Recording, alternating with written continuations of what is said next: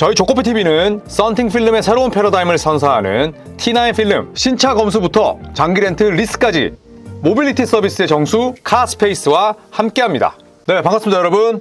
조코피TV의 조현일입니다.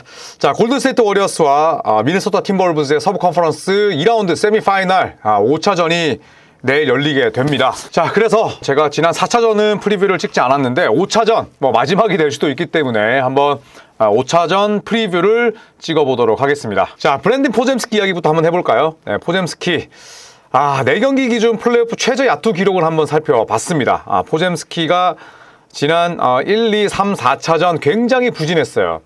그런데 2라운드 이후입니다. 1라운드는 아니고요. 2라운드 이후에 단일 시리즈가 제가 찾아봤던 그 기록의 기준이었고요. 이 4경기 기준으로 가장 야투 성공률이 떨어지는 선수가 워리어스 소속이 많았습니다. 그것도 스테픈 커리 에라에 무려 3명의 선수가 있었는데 최저 기록이 무려 지금의 브랜든 포젬스키예요. 22.5% 야투 40개 던져서 9개밖에 넣지를 못했고 이게 최신판 바로 2025년 지금 상황입니다. 자, 그리고 공동 1위가 휴스턴의 트레버 아리자 2018년 40개 던져서 9개 포젬스키랑 똑같고요. 그리고 다들 아시겠지만 2016년 파이널에서 워리어스 소속이었던 해리슨 반지가 43개 던져서 10개를 넣었습니다. 하지만 포젬스키와 아리자보다는 조금 더 높았습니다. 23.3%. 그리고 쭉쭉쭉 많은 선수들이 있었어요. 그리고 나서 클레이 탐슨이 2023년에 비교적 최신이죠. 56개를 4경기 동안 던졌는데 14개 넣었습니다. 진짜 네, 스테픈 커리는 도대체 어떤 삶을 살아온 건가요? 해리슨 반지, 클레이 탐슨을 겪었는데 2016년에도 우승을 못했고 2023년 역시도 2라운드에서 탈락을 했었죠. 그래서 워리어스 선수들이 굉장히 많은데 포젬스키가 현재 4경기 기준으로 40개 던져서 9개를 집어넣었습니다. 상당히 부진한데요.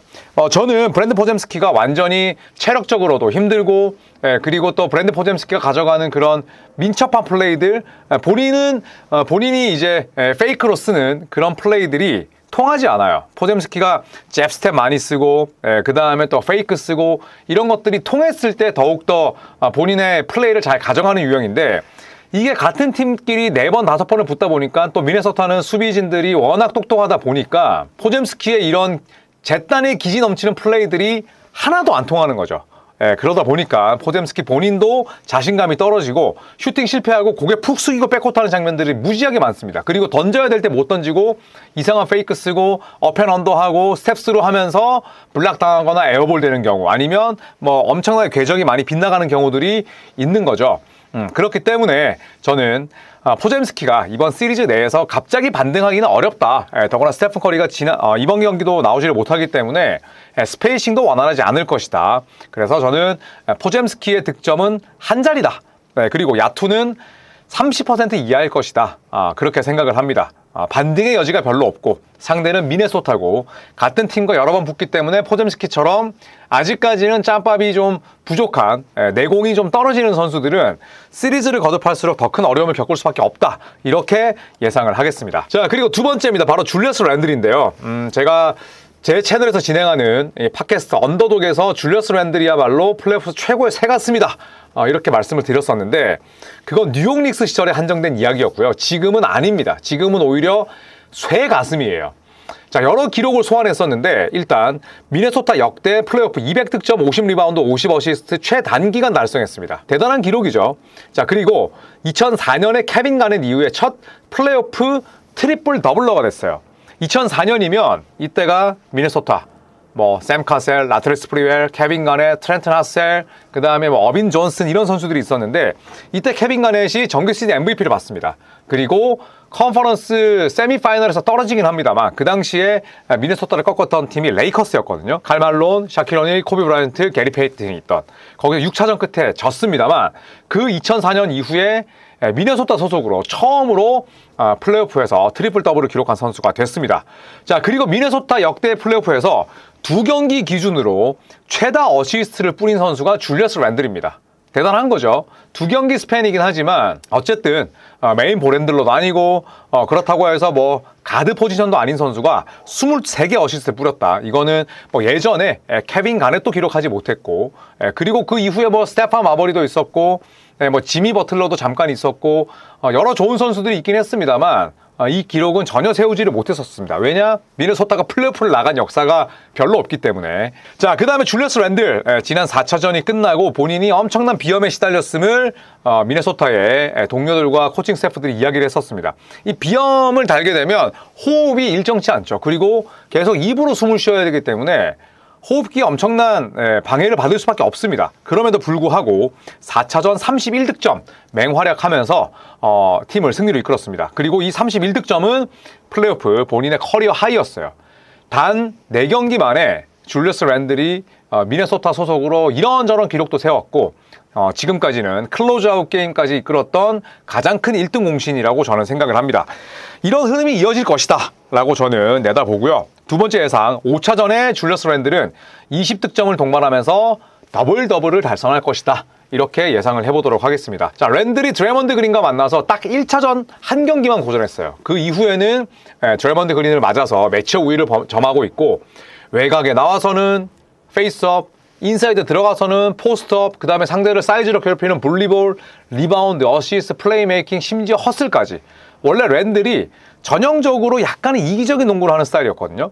그러니까 내가 안 풀릴 때는 좋은 패스 뿌리는데 본인이 욕심을 내는 순간 팀의 오펜스 리듬이 망가지기가 일쑤였어요. 하지만 지금의 랜들은 그렇지 않다는 것. 그래서 저는 홈에서 열리는 클로즈아웃 때 랜들이 굉장히 품격 높은 농구를 할 것이다. 이렇게 내다보겠습니다. 자, 그리고 세 번째는 스페이싱에 대한 이야기입니다. 드래먼드 그린이 4차전 끝난 이후에 어떤 얘기를 했냐? 공격에서 우리는 슈팅을 더 던져야 된다. 커리가 없기 때문에 우리가 슈팅을 잡은 그 첫 기회가 최고의 찬스일 수 있다. 그러니까 기회가 주어지면 패스하지 말고 머뭇거리지 말고 주저없이 시도해야 된다. 라고 포젬스키에게 이야기한 게 아니라 동료들을 일갈한 거죠. 그렇기 때문에 드래먼드 그린도 그 특유의 구부정한 슈퍼으로 3점을 많이 던지고 있는데 틀린 이야기가 아닙니다. 자, 1차전은 커리가 잠깐 뛰긴 했습니다만 3점 시도 개수가 워리어스가 더 많았어요. 커리도 단 13분 뛰고 3점을 6개나 시도를 했었으니까. 그런데 2차전 이후에 보시면 3점 시도 개수가 죄다 미네소타의 여유로운 우위입니다. 그래서 보시면 2차전 3점 시도 개수가 미네소타 5개가 더 많았어요. 3차전 무려 11개가 더 많았습니다. 4차전 7개 더 우위였어요. 살펴보면 총 20개 이상을 더 던진 거죠. 2차전 이후에. 23개를 더 던진 겁니다. 자, 그렇기 때문에 저는 드래먼드 그린의 이런 발언도 있고 또 지미 버틀러가 지난 경기에서 많이 슈팅 시도를 하지 않았잖아요. 몸 상태가 좋지 않다고 합니다. 하지만 스티브 커 감독도 이런 얘기를 했어요. 우리가 수비에서 반등하기 위해 빅 라인업을 쓸 수밖에 없고 그런 라인업을 쓰다 보면 스페이싱이 제대로 돌아가지 않는다. 그렇기 때문에 3점을 많이 쏘지도 못하고 공격 흐름이 답답하다는 얘기를 했는데 저는 골든스테이트 워리어스가 어차피 벼랑 끝에 몰렸잖아요. 그리고 2차전부터 4차전까지 3점 시도 개수가 계속 적었던 부분도 다 인지하고 있다고 생각을 합니다. 고로 저는 1차전 이후에 처음으로 워리어스의 3점 시도 개수가 미네소타보다 많을 것이다 라고 생각을 합니다. 이거는 원활한 스페이싱이나 혹은 원활한 플레이메이킹, 원활한 페이스 앤 스페이스가 이루어진다기보다는 골든스테이트가 굉장히 공격적으로 나서지 않을까. 드래먼드 그린의 이야기대로 첫 기회가 왔을 때 엑스트라 패스 돌리고 또 다른 스크린을 소환하기보다는 냅다 던지는 페이스를 좀 빨리 가져가는 그런 농구를 하지 않을까 예상을 한번 해보겠습니다. 자, 네 번째. 자, 골든스테이트 워리어스 팬분들 스티브 커 감독 믿습니까? 네, 우리 언더독의 진행자인 엘리펀디님께서는 커 감독을 믿지 않더라고요. 대다수의 골든스테이트 팬들이 커 감독을 그렇게 좋아하지 않는 것 같은데 저는 스티브 커 감독이 현존하는 최고의 명장이라 생각을 해요.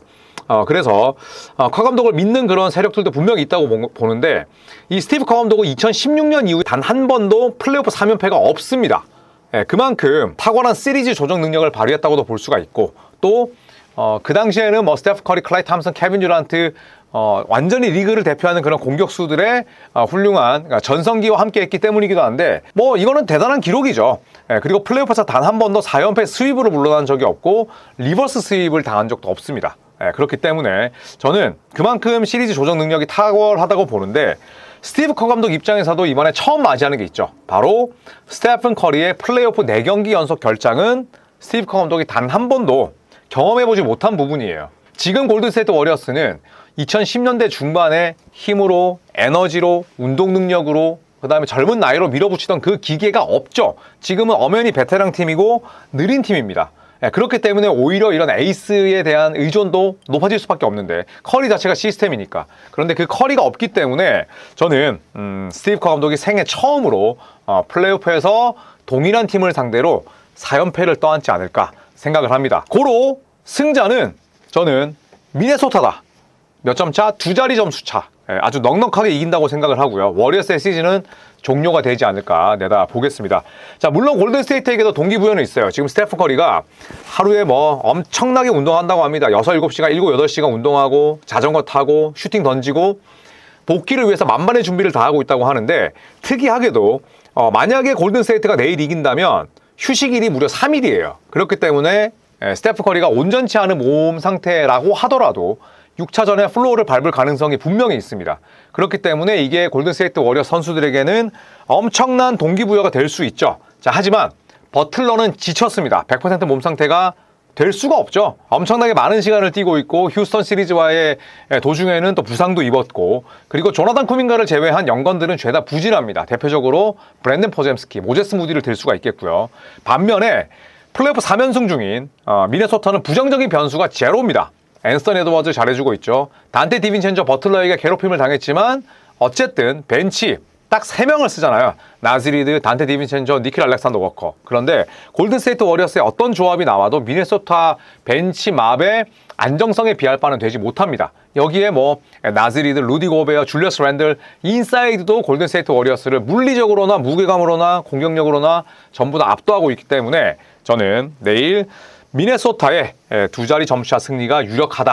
이렇게 내다보도록 하겠습니다. 자, 골든스테이트 워리어스 미네소타. 골든스테이트 워리어스는 당초에 평가를 어떻게 받았나요? 시즌을 거듭할수록 플레인 토너먼트 진출 정도 되는 팀이다라는 평가를 받았었죠. 자, 그런데 놀랍게도 지미 버틀러를 영입하고 나서 26승 9패가 됐고요. 그 다음에 1라운드에서 휴스턴 로켓츠 2번 시드를 뒤집었습니다. 단 4승 차이일 뿐이지만 어쨌든 업셋에 성공했어요. 7번 시드가 2번 시드를 업셋하는 빈도 생각보다 높지 않습니다. 그리고 미네소타를 상대로도 커리가 부상을 입기 전까지 1승을 따내면서 굉장히 의미 있는 시즌을 보냈는데 과연 그 골든스테이트 워리어스가 이 시리즈를 6차전까지 끌고 갈지 아니면 미네소타가 조기에 서부 컨퍼런스 결승행을 확정 지을 수 있을지 내일 함께 지켜보시죠. 저는 이 경기를 중계하지 않습니다. 워리어스 팬분들 박수 한번 쳐주시고요. 저는 보스턴과 뉴욕의 동부 컨퍼런스 세미파이널 5차전을 중계하니까요. 두 경기 다 많은 시청을 부탁드리겠습니다. 여러분 구독을 꽉 눌러주시고요. 파이널 진출할 때쯤이면 뭐 15만 정도 달성을 했으면 좋겠는데 여러분 구독 꼭 눌러주시면서 저희 방송 재밌게 봐주셨으면 좋겠습니다. 고맙습니다.